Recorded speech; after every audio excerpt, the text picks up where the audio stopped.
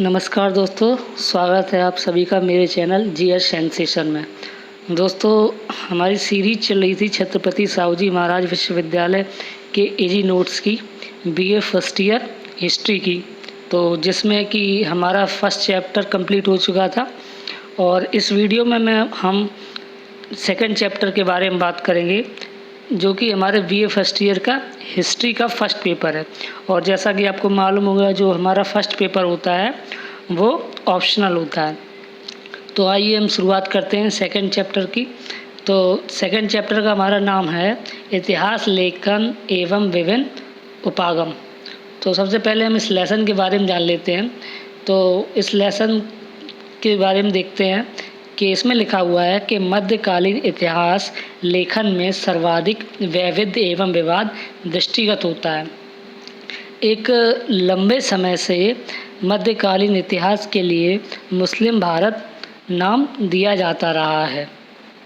इस तरह की भ्रांति उत्पन्न करने में साम्राज्यवादी इतिहास लेखन की बहुत बड़ी भूमिका रही है।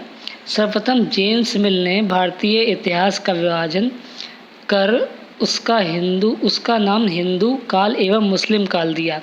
यहाँ के शासक के निजी धर्म इस्लाम धर्म को निर्णायक उपादान मान लिया गया, जो इतिहास का एक अंश मात्र है। समकालीन इतिहासकारों जैसे बर्नी, तारीख़ फ़िरोज़ शाही, अबुल फ़ज़ल अकबरनामा की कृतियाँ का विषय भी प्राय राज दरबार का इतिहास ही है। इसी को आधार बनाकर ब्रिटिश इतिहासकार भारतीय मध्य युग को तुर्की आक्रमण या मुस्लिम शासन की स्थापना के साथ प्रारंभ करने और उस समय की घटनाओं से जोड़ने की कोशिश की है।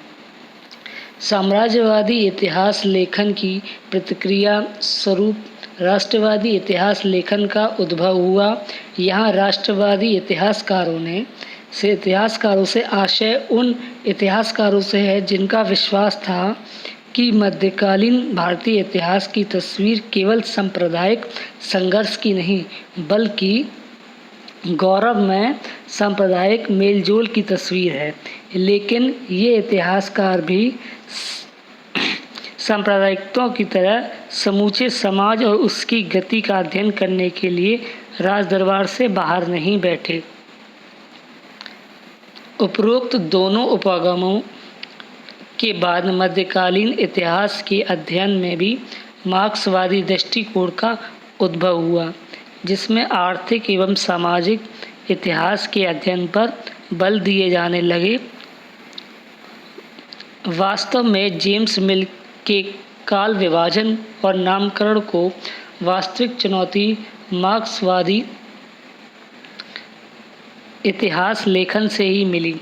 इस दृष्टिकोण के अनुसार मध्यकाल के शुरुआत के लिए हमें मुस्लिम आक्रमण की प्रतीक्षा करने की ज़रूरत नहीं, वरन इसे सामंतवाद आर.एस. शर्मा के उद्भव के साथ ही जोड़कर देखा जाना चाहिए।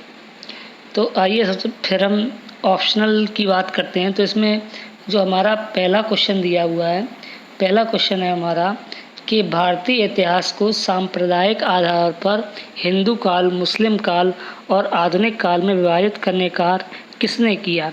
तो इसका राइट आंसर हो जाएगा जेम्स मिल।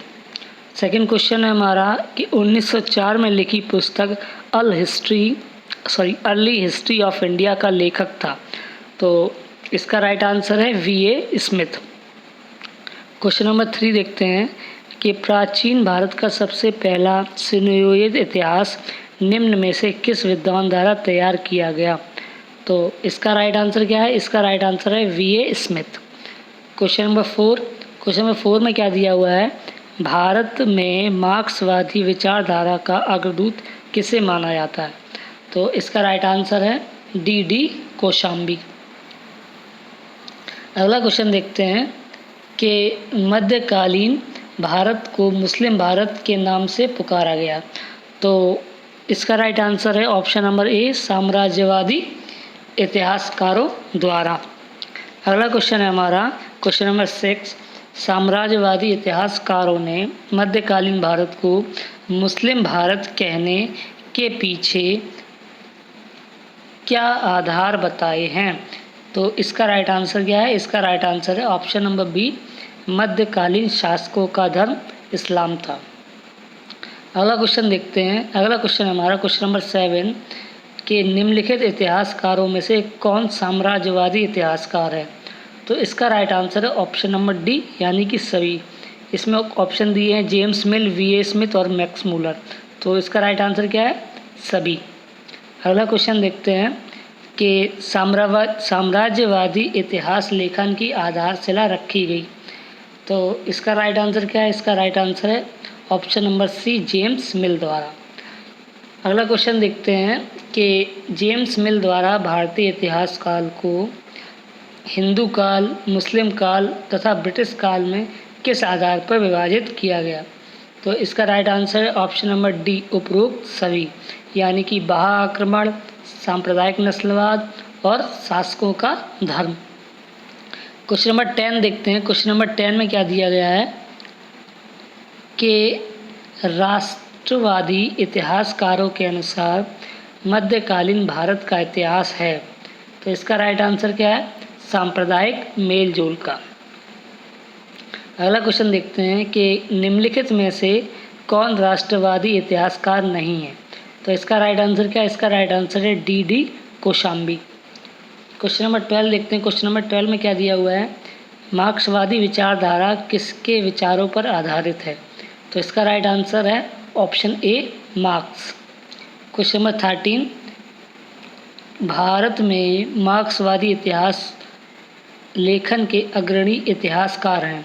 तो इसका राइट आंसर है ऑप्शन नंबर डी, उपरोक्त सभी, यानी कि डी कोशाम्बी, आर.एस. शर्मा और इरफान हबीब। क्वेश्चन नंबर 14 देखते हैं कि निम्नलिखित इतिहासकारों में से कौन मार्क्सवादी इतिहासकार नहीं है? तो इसका राइट आंसर है H.C. राय चौधरी। क्वेश्चन नंबर 15 देखते हैं।